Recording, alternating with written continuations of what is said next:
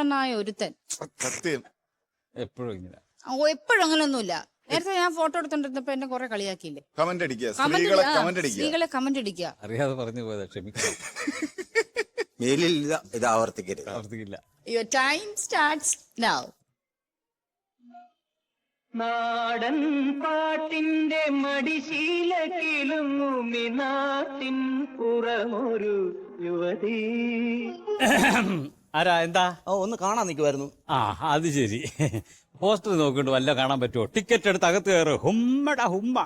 അതല്ല, ഞാൻ കുറച്ചു നേരമായിട്ട് ഞാൻ നോക്കി നിൽക്കുമായിരുന്നു. ഞാൻ ഉത്തമനാണേ. അയ്യോടാ, ഈ പോസ്റ്ററിലോട്ട് തന്നെ കണ്ണും തള്ളി നോക്കി നിന്നിട്ട് ഇയാൾ കുത്തമനാന്ന് പറഞ്ഞാൽ ഞാൻ സമ്മതിക്കുവോ? അതല്ല, എന്റെ പേര് ഉത്തമനെന്നാ. ഞാൻ ഈ തിയേറ്ററിന്റെ മുതലാളി തപ്പി ഇറങ്ങിയതാ. നമ്മളാരാ? നല്ല കണ്ണ്. അപ്പൊ മൂക്കും ചെവിയൊക്കെ അഴുക്കാന്നു. അതല്ലെന്ന്. പിന്നെ എന്റെ പേര് നല്ല കണ്ണ്. ഈ തിയേറ്ററിന്റെ ഉമ്മയുടെ ഹസ്തന്റെ കൂട്ടുകാരനാ. എന്തുവാ? ഓണറുടെ കൂട്ടുകാരൻ. ഞാൻ ഈ ചെറിയ സിനിമകളൊക്കെ സംവിധാനം ചെയ്യുന്ന ചെറിയ സംവിധായകനാണ്. അതെ. ഓഫീസിലിട്ട് സംസാരിക്കാം. ആയിക്കോട്ടെ. എന്ന് പറയാൻ ഓഫീസില്ല, നമുക്ക് ഇവിടെ ഇരുന്ന് സംസാരിക്കാം. ഞാൻ നിങ്ങളുടെ കൊട്ട കണ്ടപ്പോഴേ കണ്ടപ്പോഴത്തേന് എന്റെ രണ്ടാമത്തെ സിനിമയുടെ ഈ കൊട്ടയ്ക്കകത്ത് ചെയ്യണമെന്ന് എനിക്കൊരു ഭയങ്കര ആഗ്രഹം. രണ്ടാമത്തെ സിനിമ? അപ്പൊ ആദ്യ സിനിമ ചെയ്തോ? എന്നെ കഴിഞ്ഞ ആഴ്ച എന്റെ നിക്കർ ഇറങ്ങിയായിരുന്നു. ബുദ്ധിമുട്ടിയാ ഓടുന്നേ. അപ്പൊ ഇങ്ങനൊക്കെ ആയിരിക്കും ഓടുന്നത്? അങ്ങനെ പറഞ്ഞേ. നിക്കർ ഇറങ്ങി കിടന്ന് അങ്ങനല്ലേ ഓടാൻ പറ്റും? എന്റെ സിനിമയുടെ പേരാ നിക്കർ. എന്റെ രണ്ടാമത്തെ സിനിമ എനിക്ക് അങ്ങനെ ചെയ്യാൻ പറ്റത്തില്ല. കാരണം എന്റെ അച്ഛന്റെ ആത്മകഥയാ ചെയ്യുന്നത്. അച്ഛന്റെ ആത്മകഥ ചെയ്യണമെന്ന് അച്ഛനും ഭയങ്കര ആഗ്രഹമായിരുന്നു. 5-10 വർഷം പുള്ളി എന്റെ പുറകെ ഓടി. കഴിഞ്ഞ വർഷം പടവായി. അച്ഛന് ഒരു വർഷം പടവായല്ലോ. അല്ല, അച്ഛൻ പടവായി. അയ്യോടാ. പിന്നെ പിന്നെ തിരക്കഥയും കാര്യങ്ങളും ഒക്കെ ഏകദേശം റെഡി ആയിരിക്കുവാണ്. ഞാനിതുകൊണ്ട് മോഹൻലാലിനെ ഒന്ന് കാണിച്ചായിരുന്നു. മോഹൻലാലിനെ എന്തിനാ കട്ടൻ ചൊറിഞ്ഞു കാണി? അല്ല, തിരക്കഥ കൊണ്ട് മോഹൻലാലിനെ കൊണ്ട് കാണിച്ചായിരുന്നു. മോഹൻലാൽ നാളെ ഒറ്റ ദിവസത്തെ ഡേറ്റേ ഉള്ളൂ. അപ്പം ഞാൻ ഇതുപോലൊരു തിയേറ്റർ തപ്പി നടക്കുമായിരുന്നു. അപ്പൊ അച്ഛന്റെ ആത്മകഥ എന്ന് പറഞ്ഞ സിനിമ ഇതിനകത്ത് വെച്ച് ചെയ്യണം. ഈ അച്ഛന്റെ ആത്മകഥ ആയതുകൊണ്ട് അമ്മയ്ക്ക് റോള് കുറെ കാണുമല്ലോ. അപ്പൊ ഈ ഫീമെയിൽസ് ഒക്കെ ഒരുപാട് വരുമല്ലേ? അച്ഛന്റെ ആത്മകഥ ആയതുകൊണ്ട് ഫീമെയിൽ വിഷയത്തെ കുറിച്ച് എനിക്ക് ചിന്തിക്കേണ്ട കാര്യമേ ഇല്ല. അപ്പൊ അച്ഛൻ ഈ വിഷയത്തിലൊന്നും താല്പര്യമില്ല. ഡീസന്റ് അല്ല, ലോഡ് കണക്കിന് പെണ്ണുങ്ങൾ വേണ്ടി വരും. ബഡ്ജറ്റ് തികയത്തില്ല. അതുകൊണ്ടാ. അച്ഛൻ എന്നാ പടവായെന്ന് പറഞ്ഞാൽ 1 വർഷമായി. നേരത്തെ ആകേണ്ടതായിരുന്നു. അല്ല, നിങ്ങൾ ഈ സിനിമ നേരത്തെ ചെയ്യേണ്ടതായിരുന്നു. അല്ല, അങ്ങനെ ചെയ്യാൻ പറ്റത്തില്ല. കാരണം എന്റെ നിക്കർ ഇറങ്ങിയതല്ല ഉള്ളൂ. ഇനി എന്റെ നിക്കറിന്റെ മേളിലുള്ള ഒരു സാധനമാണ് വേണ്ടിയത്. ഇലാസ്റ്റിക്? അല്ല, ബെൽറ്റ്? അല്ല. ഇതുപോലെ ചരട് വെച്ച് അഡ്ജസ്റ്റ് ചെയ്യാം. എന്തോ പറഞ്ഞു. എന്റെ നിക്കർ എന്ന് പറഞ്ഞ സിനിമയുടെ മുകളിലുള്ള ഒരു സിനിമയാണ് ഞാൻ ആഗ്രഹിക്കുന്നത്. കാരണം അച്ഛൻ പഴയ പ്രൊഡക്ഷൻ കൺട്രോളർ ആണല്ലോ. പ്രൊഡക്ഷൻ കൺട്രോളർ ആയിരുന്നു? അതെ. അയ്യോ, അപ്പൊ കാത്ത പൂജായിരിക്കും. എന്തോ പൂത്ത കാശായിരിക്കും. അയ്യോ, ഞാനും അച്ഛനും അമ്മയും ഞങ്ങള് 5-10 പിള്ളേരും കൂടെ വളരെ കഷ്ടപ്പെട്ട് ബുദ്ധിമുട്ടിയാ ജീവിച്ചത്. എന്നാ അച്ഛന് പ്രൊഡക്ഷനിൽ ചെറിയൊരു കൺട്രോൾ വെച്ചായിരുന്ന ഈ ബുദ്ധിമുട്ട് വരത്തില്ലായിരുന്നു കേട്ടോ. ഞാൻ ഇപ്പൊ സംഭവം എന്നാന്ന് വെച്ചാൽ ഇതുപോലൊരു തിയേറ്ററിൽ പണ്ടത്തെ ഒരു സാധനം റെഡിയാക്കാനാ. അതെന്തോന്ന് എന്ന് പറഞ്ഞാല് പണ്ട് തിയേറ്ററിൽ നെല്ല് കളിക്കുന്ന സമയം. നെല്ല് കളിക്കുമല്ലോ, നെല്ല് കിളിക്കുവേ. നെല്ല് ഓടുന്ന സമയം. അപ്പൊ എങ്ങനെ കൊയ്യും? ഓടി കൊയ്യും. എടോ, നെല്ലിനകത്തെ പാട്ടാ. നെല്ലിനകത്തെ പാട്ടല്ല, പാട്ടയ്ക്കകത്താ നെല്ല്. ആരോട് പറയാലോ? നെല്ലിനകത്ത് നെല്ലെന്ന് പറഞ്ഞ സിനിമ ഉണ്ടല്ലോ, അതിനകത്തൊരു പാട്ടുണ്ട്, കഥളി ചെങ്കഥളി എന്ന് പറഞ്ഞത്. ആ ഒരു സിനിമ, ആ ഒരു സീൻ ഇതിനകത്ത് വെച്ച് ഷൂട്ട് ചെയ്യാൻ വേണ്ടിയിട്ടാണ് ഞാൻ വന്നത്. നാളെ ഒറ്റ ദിവസത്തേക്കുള്ള ഒരു ഷൂട്ടേ ഉള്ളൂ. അപ്പം മുതലാളിയോട് ചോദിച്ച് എങ്ങനെ ഈ തിയേറ്റർ 2 ദിവസത്തേക്ക് റെന്റിന് തരണം. അയ്യോ, ഈ തിയേറ്റർ റെന്റിന് കൊടുക്കത്തില്ല. പിന്നെ വാടക തന്നാൽ റെന്റിന് തരാം. വാടക തരാം. അപ്പൊ ഏറ്റു ഞാൻ എല്ലാം ഞാൻ കൈകാര്യം ചെയ്യണം. പക്ഷെ എനിക്കൊരു ഉപകാരം ചെയ്യണം. എന്റെ കയ്യിലൊരു കഥയുണ്ട്. ഞാൻ പുറത്തുനിന്ന് കഥകൾ എടുക്കാറില്ല. പുറത്ത് തിയേറ്റർ കൊടുക്കാറില്ല. എന്നാ പുറത്തുനിന്ന് കഥകൾ എടുക്കും. പുറത്ത് തിയേറ്റർ കൊടുക്കും. എന്നാ പിന്നെ കഥ പറ. എടുക്കാന്നാണ് എടുക്കും. കഥ എടുക്കുവോ? എടുക്കുമെന്ന്. അതായത് ഈ നമ്മുടെ നാട്ടിൽ ഒരു പയ്യന്റെ കഥയായത്. True story? അല്ലല്ല, ട്യൂട്ടോറിയലൊന്നും പോയിട്ടില്ല. കോളേജ് പഠിച്ച പയ്യൻ. ട്രൂ സ്റ്റോറി യഥാർത്ഥമായിട്ട് നടന്ന കഥയാണെന്ന്. അതെ അതെ അതെ. ഈ പയ്യനാണെങ്കിൽ ഇപ്പൊ ഭയങ്കര പണക്കാരനാ.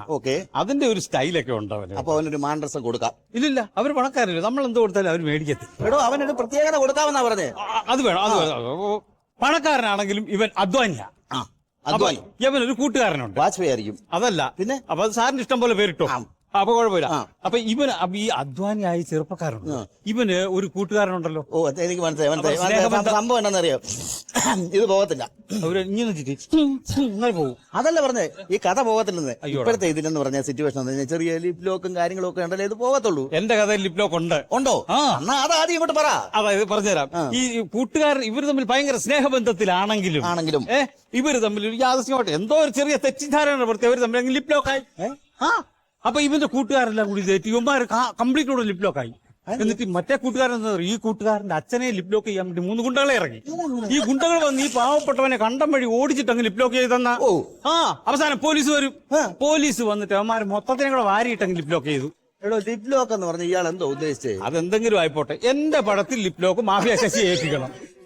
മാഫിയ ശശി മമ്മൂട്ടിയും കൂടെ ലിപ് ലോക്കുള്ള പടം ഉണ്ടായിരുന്നല്ലോ.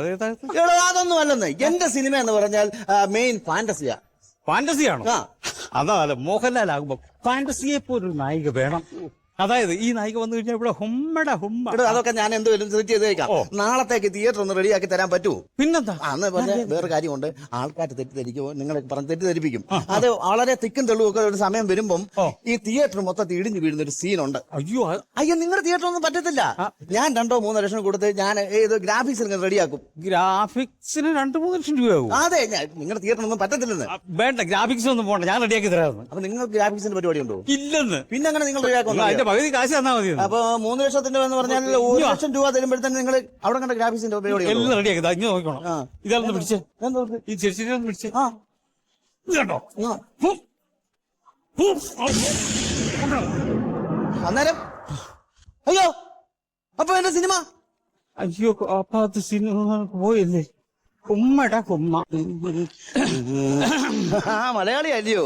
ആഹാ, ഞാൻ വർത്താനവും പറഞ്ഞില്ല, എന്റെ മുഖം കണ്ടില്ല. അതിനു മുമ്പ് അങ്ങനെ മനസ്സിലാക്കിയോ? നടുറോഡിൽ നാണമില്ല, തുണി നോക്കി മൂത്രം ഒഴിക്കുന്ന കണ്ടപ്പോഴേ മനസ്സിലായി. ഹിമാലയത്തിന്റെ താഴ്വരയല്ലോ, ആരും കാണത്തില്ല. നാട്ടിലെവിടാ? ഞാന് പന്തളത്ത് മാന്തുക. ചേട്ടനോ? ഞാൻ അടുപ്പിൽ തൊട്ട് തോണ്ടുക. അതല്ലെന്ന്. പിന്നെന്തോ? ചേട്ടാ, പന്തളത്തുള്ള മാന്തുക എന്ന് പറഞ്ഞ സ്ഥലത്താ എന്റെ വീടെന്ന്. ആണോ? ഞാനുണ്ടല്ലോ, സത്യം പറഞ്ഞാല് ഞാൻ അച്ഛനെ തപ്പി ഇറങ്ങിയതാ. അതിനടുത്തടി നിന്റെ അച്ഛൻ എന്നാ പുഴുവല്ലോ? തിരക്കി ഇറങ്ങിയാന്ന്. ആണോ? പിന്നെ അച്ഛനെ വർഷങ്ങൾക്ക് മുമ്പേ അങ്ങ് നാട് വിട്ടു പോന്നതാ കേട്ടോ. ഇണഗോപി എന്ന അച്ഛന്റെ ഇരട്ട പേര്. അത് ഇവിടെ കണ്ട് പിന്നെ ബിസിനസ് ആന്നാ പറഞ്ഞത്. അല്ല ചേട്ടൻ അങ്ങനെ ഒരാളിനെ അറിയാവോ ചേട്ടാ? മുझे മലയാളം നഹി മാലൂം, ഹിന്ദി എനിക്ക് മലയാളം അറിയത്തില്ല. പിന്നെ ഇത്രയും നേരം സംസാരിച്ചത് ഇണഗോപിയെ എന്തോ അല്ല എന്തോന്നാരും വിളി കേൾക്കുവാണെങ്കിൽ നിന്റെ അച്ഛനായിരിക്കും അവരെ വിളിച്ചോണ്ട് പോക്കണം. കാര്യങ്ങൾ മനസ്സിലായി.